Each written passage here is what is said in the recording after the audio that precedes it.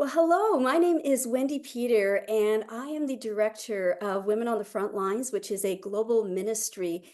We have a footprint in the US and Canada, and we're getting involved in Europe and Oceania, and we've also been involved in Asia. And I'm here today with Patricia King, who is, she was actually the leader of Women on the Front Lines before I ever took it on. And she's also the founder, she was the founder of Extreme Love Ministries, which is who we're here to help today. And so with us as well is Andrea Aansen. She is the executive director of Extreme Love in Asia. So thank you for joining me, ladies.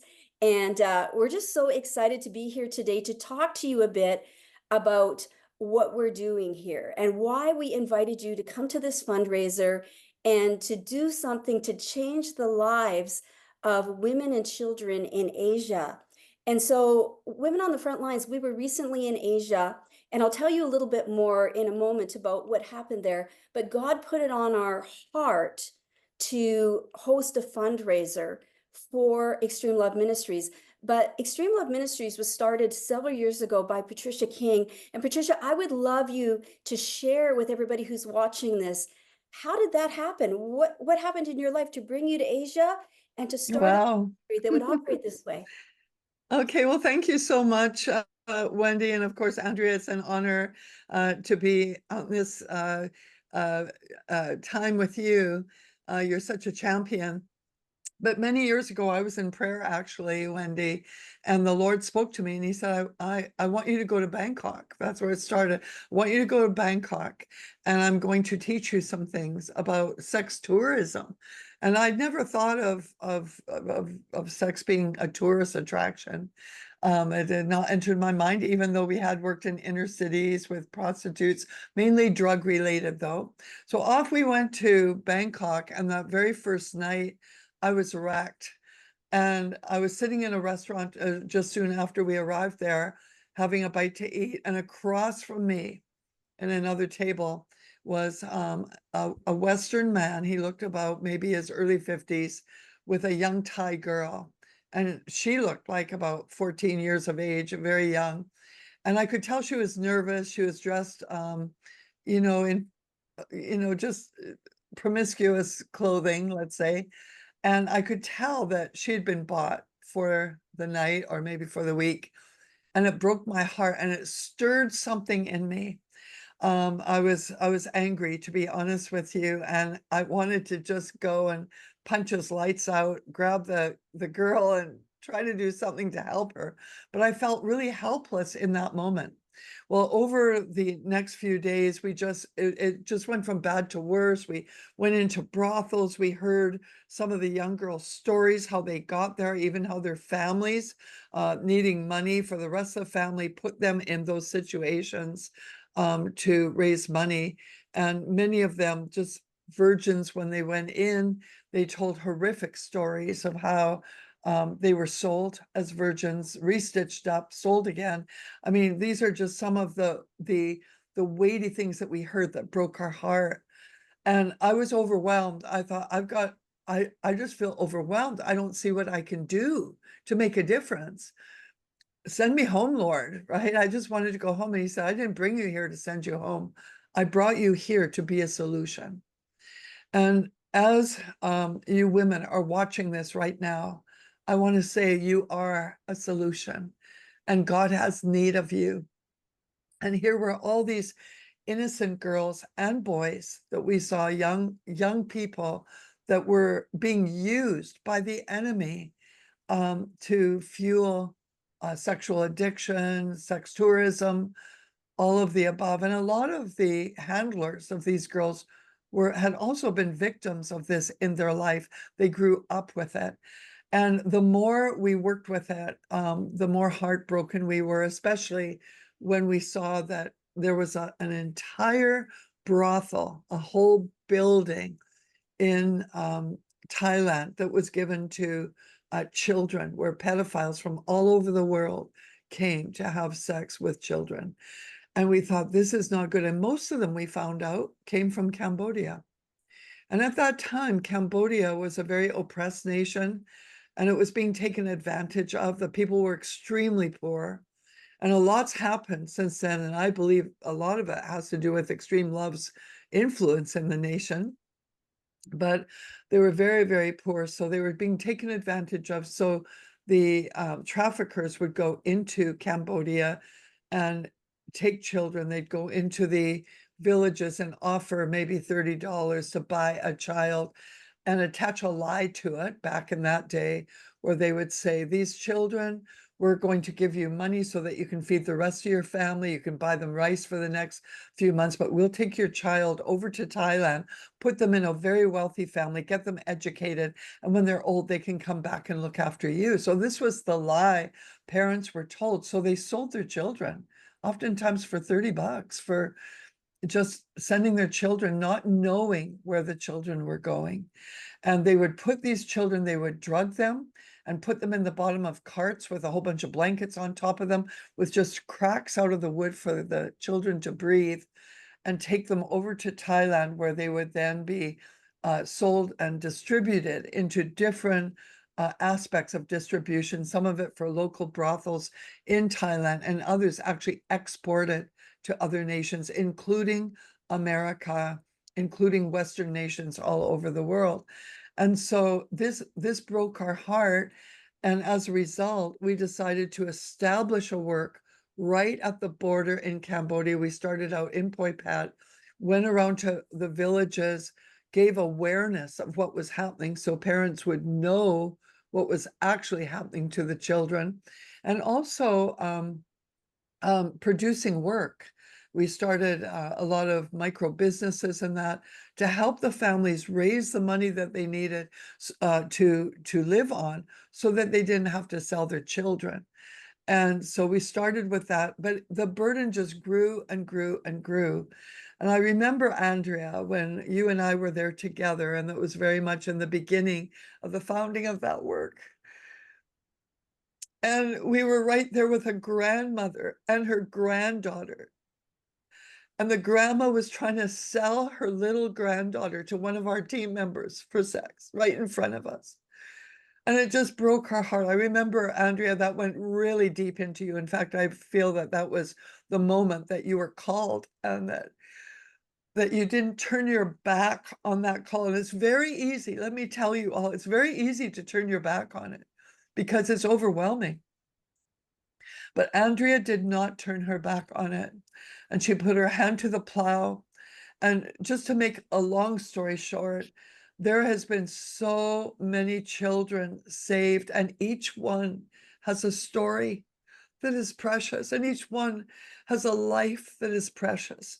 And we fell in love with these little children and their stories, and we gave them a new story that was based in the love of Jesus Christ, and have rescued many children, raised them. Andrea and her team have actually raised children from when we rescued them when they were very young, and now they're older and trained in skills so that they can have a good life, and created a love community for them.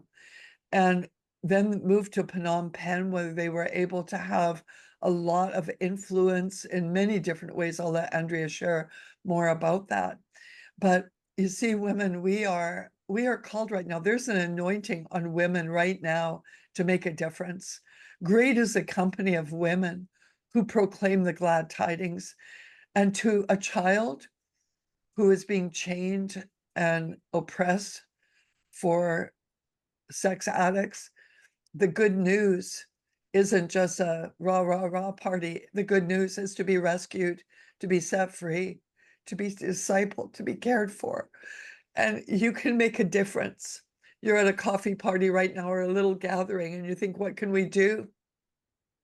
Every single cent, and I want to say this because Andrea is an incredible steward of God's finance, and she has sacrificed more than you could ever imagine. And she lives humbly, and her team live humbly, to be able to help those that they are serving have a good life. They are laid down lovers for Jesus, and they are right in places where you would never want to be. And as you're drinking your coffee tonight and enjoying dessert, remember, women, that there are children all around the world that if we don't go and rescue them, they have no hope. But God's raising up this great company of women to proclaim the glad tidings, to proclaim their release. And you can do that with an offering. You know, most people spend at least $50 a month just on coffee, just on going to Starbucks. I was out with someone recently and they bought a Starbucks 3 times a day. And so like that's like over $300 a month, $500 a month that they're spending on at Starbucks, right? So what if we were to put that to help Andrea and her team just reach children, raise children, and do what we might not be able to do sitting here in our comfort here. We might not be able to go over there and do what she's doing. We might not even be called to that, but we're all called to do something. And this Mama Bear anointing that's being released right now, there's a roar on the inside of us. There's a cry on the inside of us that is calling for justice for this next generation. And that's what this coffee time is about. It's about gathering as women to make a difference and to do something. Maybe it looks just like a little thing, but if we all do our little thing, we can make a big impact. And Andrea, I just want to say to you and your team, I'm so proud of you and for all the sacrifice that you serve with on a daily basis. You have given up so much. You've actually adopted Cambodian children yourself, you and your husband, to give them a life that they never would have had otherwise. And you're a stellar woman of God, and great are your rewards in heaven. But we can all be a part of lifting up your arms, of helping you with that big, beautiful heart that you have. We can all be a part of that. And we need to be a part of that. We must be a part of that. We can all do our part. Oh, that's so beautiful. Thank you for sharing that, Patricia. As you were speaking, it just brought back to my mind and my heart that when I was in Cambodia this spring, where we encountered all of this, I saw the most horrible things I'd ever seen, and I saw the most beautiful things I'd ever seen because of what you're doing, Andrea. And it's really hard for us in North America to even imagine how difficult it is for women in another country who don't have a phone number that they can call for family services or government help. And I remember when we were in Asia, one of the first nights we were there, Andrea took us on a little tuk-tuk drive. It's these little carts where they drive you around the city to see what's going on. And we would go down these streets, and the only way I can explain it is that if you've ever been to a shoe store and you see rows and rows of shoes staggered in layers, there was rows and rows and rows of little girls, probably as young as 10 to 15 years old, all dressed up as prostitutes for sale. And there was ATMs on every corner, and I was watching these North American and European men run to the ATMs to get this money. And in fact, on my way to Asia on the airplane, I actually got in an argument with the man sitting beside me because obviously he was going there for sex tourism. And I told him why I was going there. So there was immediate tension in a sense. And now here we are on the airplane. But he said, well, they like it. That's why they do it. And I realized what a lie is being propagated.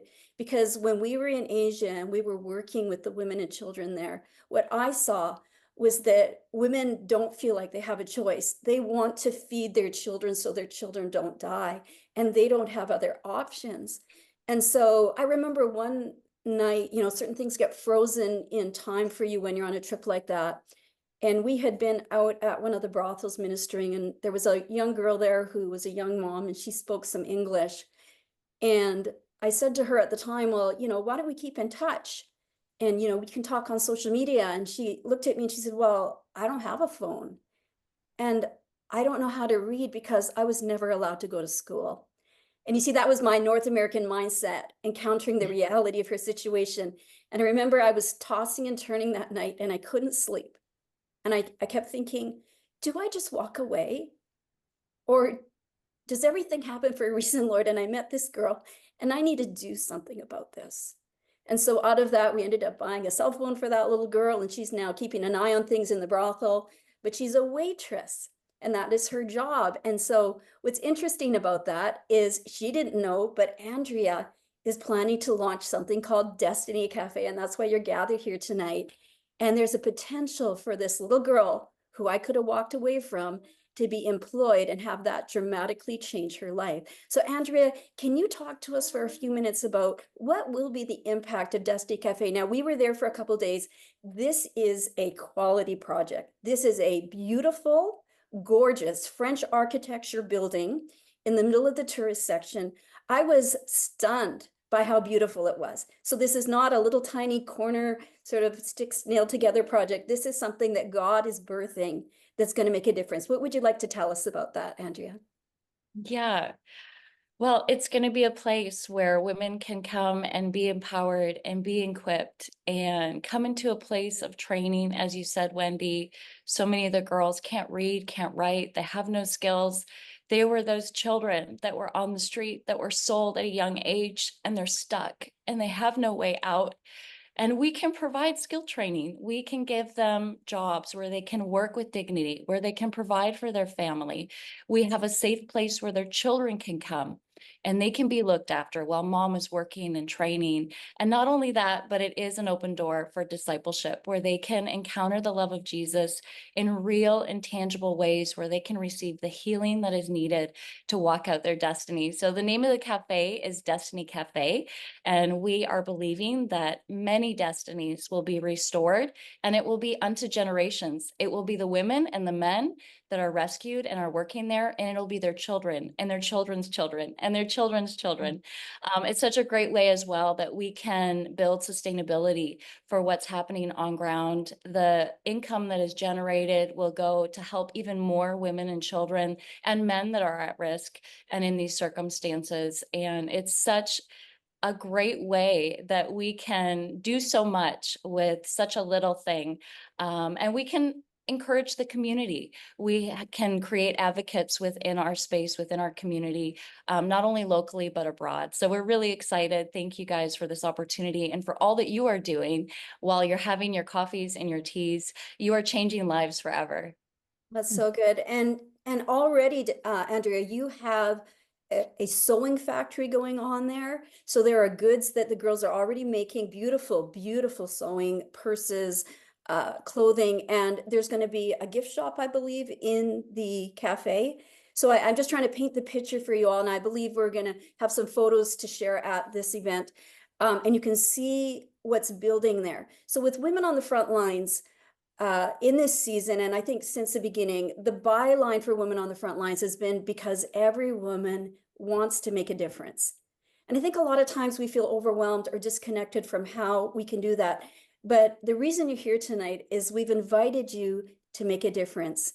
And I want to ask you to just really go deep tonight and, ask the Lord, what can I give to make a difference here? This isn't a vague kind of an offering where you give and you're not sure what will happen. This is going to purchase tables, chairs, blenders, ice makers, a refrigerator. We have some lists here at the event you can look at what your dollar that you give, every single dollar is going to go towards to actually get this thing off the ground. And we'll get to go back. Some of you may be coming back with us on a Women on the Front Lines mission trip and walk into that cafe. And I can't wait for that moment where I can look around and say, oh my gosh, I helped to make this happen. I was a North American woman. I had a lot. And it was just so easy, really, to reach in and give together with others. And look what we did. And so the theme of this is that little things make a big difference. And you might feel like your one donation that you can give isn't going to make a difference. But women are hosting these around the globe in this season. This is what we're doing. We're running this from July 1st till the end of September. And so if you're at one, it's during that time. And together, we're going to make this happen. So if you would like to give, we have a QR code that you can use, and that is the easiest way to give if you want a receipt. Because of the way we're doing this, if you're giving by cash, we can't offer a receipt at this time. But if you would like a receipt, you can use a QR code. It'll take you directly to the links that we've set up to collect this offering and to get it over to Andrea and the Project with Extreme Love. So I want to thank you for taking time to listen to this. And our prayer is that, Andrea, this will create a powerful tipping point. In fact, I want to encourage some of you who are giving today, you might have felt the Lord really dealing with your heart. And I just have a sense that some of you are going to get really involved with this beyond just tonight. And that will be a real blessing to God's heart and to Andrew. So thank you for joining us. And your hostess will help you with the offering. I hope you all pray over it. And we're excited to see what God can do with this. Thank you for joining us.